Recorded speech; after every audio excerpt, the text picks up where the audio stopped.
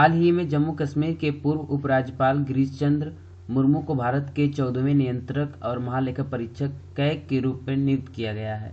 सर्वप्रथम इस पद पर 1860 में एडवर्ड ड्रमंड को पहले ऑडिटर जनरल के रूप में नियुक्त किया गया। कुछ समय बाद भारत के नियंत्रक महालेखा परीक्षक को भारत सरकार का लेखा परीक्षक और महालेखाकार कहा जाने लगा।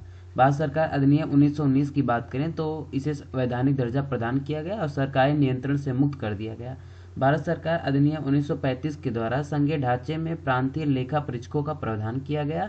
वर्ष 1936 के लेखा और लेखा परीक्षक आदेश ने महालेखा परीक्षक के उत्तरदायित्वों और कार्यों का प्रावधान किया।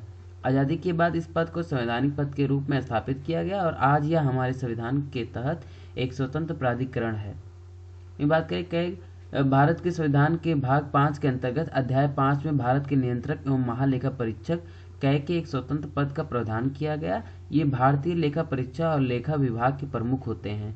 ये सार्वजनिक धन के संरक्षक और केंद्र तथा राज्य दोनों स्तरों पर देश की संपूर्ण वित्तीय प्रणाली को नियंत्रित करते हैं। इनका कर्तव्य भारत के संविधान एवं संसद के कानून के अंतर्गत वित्तीय प्रशासन को बनाए रखना है।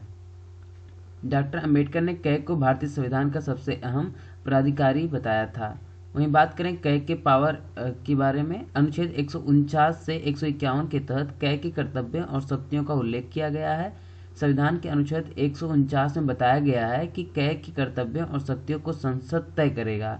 इसका काम केंद्र, राज्य सरकार और सरकारी संगठनों के सभी खर्चों का ऑडिट करना है, यानी हर उस संस्था का ऑडिट जिसमें जनता का पैसा लगा होता है।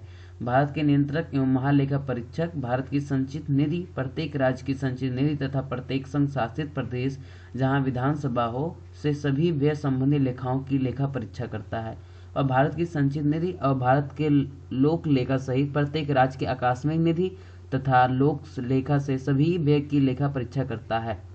कैग ऑडिट के तहत आने वाले किसी कार्यालय, संगठन और इसके सभी लेन देनों की जांच कर सकता है, रिकॉर्ड, पेपर या दस्तावेज मांग सकता है, साथ ही संबंधित कार्यकारी से प्रश्न भी पूछ सकता है। ऑडिट की सीमा और स्वरूप कैसा हो, कैग इस पर भी निर्णय ले सकता है।